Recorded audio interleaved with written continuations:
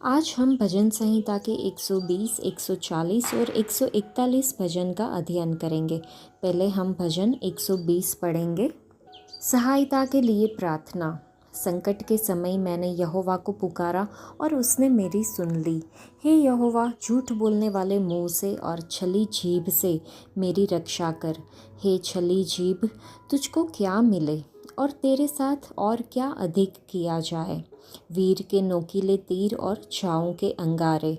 हाय हाय, क्योंकि मुझे मेशेक में परदेशी होकर रहना पड़ा और केदार के तंबुओं में बसना पड़ा है।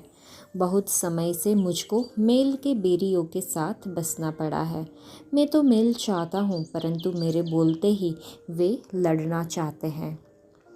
यह भजन स्वर्गारोहण के भजन के रूप में भी माना जाता है। आशा और धर्मपरायणता के ये भजन परमेश्वर के लोगों द्वारा गाए गए थे जब वे फसह, पेंटिकोस्ट और झोपड़ियों के पर्व के 3 नियुक्त पर्वों के लिए यरूशलेम और मंदिर की अपनी धार्मिक यात्रा कर रहे थे। इस भजन के पहले और दूसरे वचन से परमेश्वर के लोग अक्सर खुद को दुख में पाते हैं, ऐसा हम देखते हैं, लेकिन उनका आश्रय परमेश्वर ही होता है। भजनहार ने अपनी वर्तमान आवश्यकता में परमेश्वर की अतीत की भूतकाल में की हुई निष्ठा को याद किया। झूठ और कपटपूर्ण जीभों द्वारा उसके विरुद्ध बोले गए बुरे शब्दों का सामना करने के लिए उसे परमेश्वर की सामर्थ्य की आवश्यकता थी। तीसरे और चौथे वचन में अगर हम देखें तो भजनहार ने अपने सताने वाले को संबोधित किया। झूठ बोलने वाली जीभें तेज तीरों की तरह थी, जिन्हें अधिक ताकत से नष्ट किया जाएगा परमेश्वर के सत्य के तीर और न्याय के कोयले के माध्यम से। 5वें, 6ठे और 7वें वचन से अगर हम देखें तो मेशेक और केदार मूर्ति पूजक जनजातियों के कब्जे वाले दूरदराज के क्षेत्रों को संदर्भित करते हैं। भजनहार इस बात से दुखी थे कि वह अपनी मातृभूमि से दूर अधर्मियों के बीच रह रहे थे। वे परमेश्वर की शरण और शांति की तलाश रखते हैं, क्योंकि वह प्रतिकूल वातावरण में रह रहे थे। अपने शत्रुओं की छाछ और तिरस्कार ने भजनहार को परमेश्वर की शांति के करीब लेके आया। जब उन्होंने यरूशलेम की अपनी यात्रा शुरू की तो उन्हें परमेश्वर के लोगों के एक समर्थक समुदाय का आनंद मिला। बाइबल में हम शांतिपूर्ण लोगों के कई उदाहरण देखते हैं जिन्होंने नफरत और परीक्षणों का सामना किया। शाऊल ने दाऊद को मार डालने के लिए दौड़ाया, हालांकि उसने ऐसा कुछ भी नहीं किया था जिससे उसे इस तरह का क्रोध झेलना पड़े।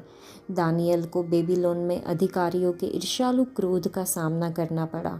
शांति के राजकुमार प्रभु यीशु मसीह को क्रोधित धार्मिक नेताओं का सामना करना पड़ा, क्योंकि उन्होंने परमेश्वर के प्रेम और सच्चाई की बात की थी। उनकी सलाह के वादे हमारे दुख और परेशानी के समय में हमें सहारा दे। जैसा कि उन्होंने कहा, यूहन्ना रचित सुसमाचार के 14 अध्याय में लिखा है कि मैं तुम्हारे साथ चलता हूँ, मैं तुम्हें अपनी शांति देता हूँ। जैसा संसार देता है वैसा तुम्हें नहीं देता। तुम्हारे मन व्याकुल ना हो और डरो मत। अब हम भजन 140 को पढ़ेंगे। प्रधान बजाने वाले के लिए दाऊद का भजन। हे यहोवा, मुझको बुरे मनुष्य से बचा ले, उपद्रवी पुरुष से मेरी रक्षा कर, क्योंकि उन्होंने मन में बुरी कल्पनाएं की है। वे लगातार लड़ाइयाँ मचाते हैं।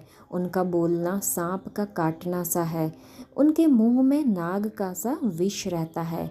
हे यहोवा, मुझे दुष्ट के हाथों से बचा ले, उपद्रवी पुरुष से मेरी रक्षा कर, क्योंकि उन्होंने मेरे पैरों को उखाड़ने की युक्ति की है। घमंडियों ने मेरे लिए फंदा और पासे लगाए और पथ के किनारे जाल बिछाया है। उन्होंने मेरे लिए फंदे लगा रखे हैं। हे यहोवा, मैंने तुझसे कहा है कि तू मेरा परमेश्वर है। हे यहोवा, मेरे गिड़गिड़ाने की ओर कान लगा। हे यहोवा प्रभु, हे मेरे सामर्थी उद्धार करता, तूने युद्ध के दिन मेरे सिर की रक्षा की है। हे यहोवा, दुष्ट की इच्छा को पूरी न होने दे, उसकी बुरी युक्ति को सफल ना कर, नहीं तो वह घमंड करेगा। मेरे घेरने वालों के सिर पर उन्हीं का विचारा हुआ उत्पात पड़े, उन पर अंगारे डाले जाए, वे आग में गिरा दिए जाए और ऐसे गड्ढों में गिरे कि वे फिर उठ न सके। बकवादी पृथ्वी पर स्थिर नहीं होने का, उपद्रवी पुरुष को गिराने के लिए बुराई उसका पीछा करेगी। हे यहोवा, मुझे निश्चय है कि तू दीन जन का और दरिद्रों का न्याय चुकाएगा। निसंदेह धर्मी तेरे नाम का धन्यवाद करने पाएंगे, सीधे लोग तेरे सम्मुख वास करेंगे। यह भजन पढ़ने के बाद दुष्ट मनुष्य धर्मियों के विरुद्ध क्या करते हैं उसके बारे में अगर हम देखें तो लिखा है, वे अपने मन में बुरी कल्पनाएं रखते हैं, वे लगातार लड़ते रहते हैं, वे अपनी जीभ सांप की नाई तेज करते हैं, उनके होठों के नीचे सर्प का विष है, उन्होंने अपनी रस्सियाँ गुप्त रूप से डाली हुई है, उन्होंने धर्मी के लिए मार्ग के किनारे फंदा लगाया है। दाऊद के लिए यहोवा परमेश्वर कौन है? लिखा है, तुम मेरे परमेश्वर हो, तुम मेरे उद्धार का सामर्थ हो, युद्ध के दिन मेरे सिर को ढका है। दाऊद की प्रार्थना अगर हम देखें तो लिखा है, तू दुष्टों की इच्छा पूरी न करना, अपने इरादे में उनको कामयाब न करना, उनके मुंह से निकला हुआ अपराध उन पर आ जाए, उन पर धधकते अंगारों की वर्षा करना, वे आग में गिरे और फिर उठ ना पाए, वे सदा पृथ्वी पर बने नहीं रहेंगे, बुराई उनके पीछे पड़ी रहेगी। दाऊद की परमेश्वर के बारे में समझ क्या थी वो अगर हम देखें तो लिखा है, यहोवा दीन लोगों की दुहाई सुनेगा, यहोवा गरीबों के अधिकारों की रक्षा करेगा, सच्चे मनुष्य यहोवा के सामने बने रहेंगे।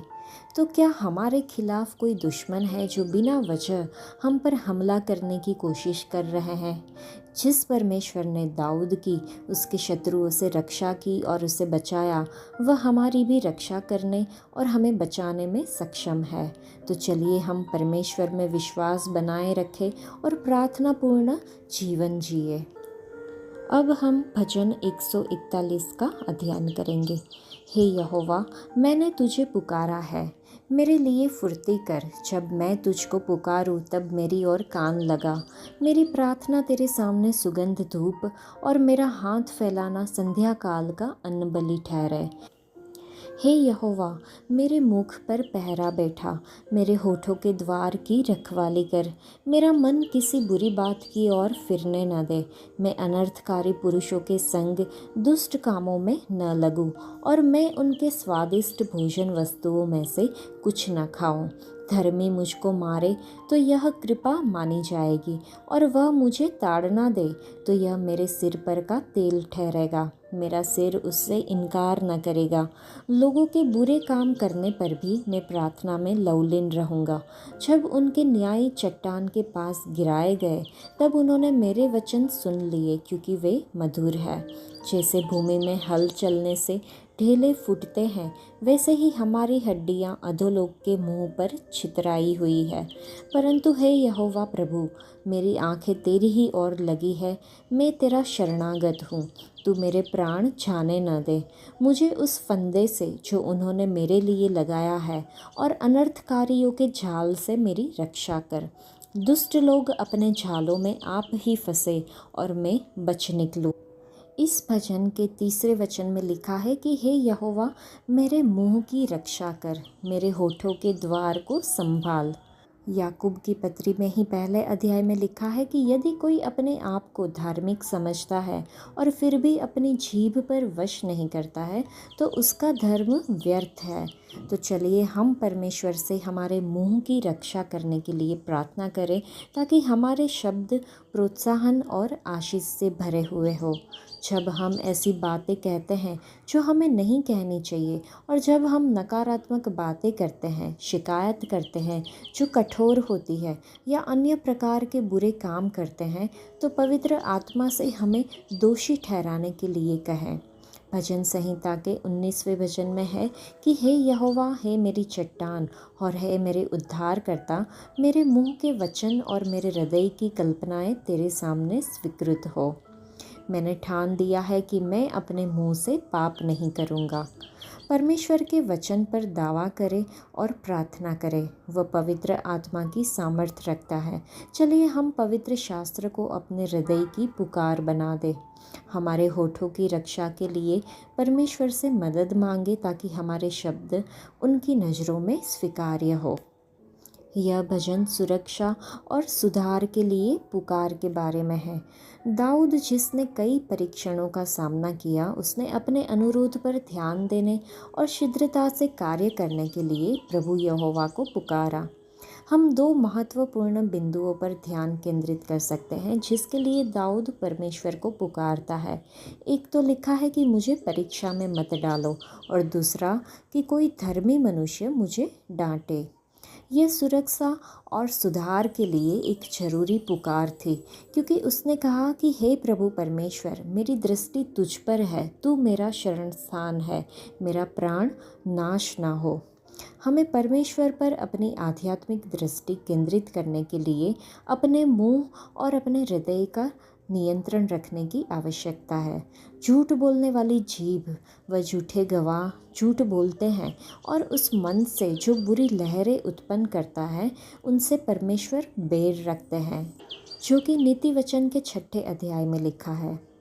भजन संहिता के 34वें भजन में है कि यहोवा दीन दुखियों के साथ रहते हैं और नम्र लोगों को बल देते हैं।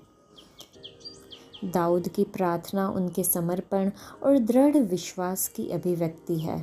लिखा है, हे यहोवा, मेरे मुंह की रखवाली कर और मेरे होठों के द्वार की भी रखवाली कर। मैं गलत काम करने वालों के साथ बुराई करने में शामिल नहीं होऊंगा, इसलिए मैं अपने विवेक को किसी भी बुरी चीज़ को पोषित करने की इजाज़त नहीं दूंगा। तो चलिए हम भी दाऊद से सीखें। हम परमेश्वर से प्रार्थना करें कि वह हमारे मुंह की रक्षा करे, ताकि उनसे कोई झूठ, द्वेष, झूठी गवाही या शाप ना निकले। धर्मी मनुष्यों से डांट खाने के बारे में अगर हम सोचें, तो हम समझदारी से इस पर ध्यान दें और बुरे कामों का विरोध करते रहें। हम प्रभु यहोवा पर अपनी दृष्टि रखें। परमेश्वर हमारे लिए प्राकृतिक वातावरण के रूप में है। हम उनकी उपस्थिति में रहने के लिए बनाए गए हैं। यह आवश्यक है कि हम उनसे जुड़े रहें, क्योंकि केवल वहीं पे जीवन मिलता है। तो चलिए हम परमेश्वर से जुड़े रहें। परमेश्वर की महिमा हो। आज के लिए इतना ही। परमेश्वर आप सबको आशीष दे। धन्यवाद।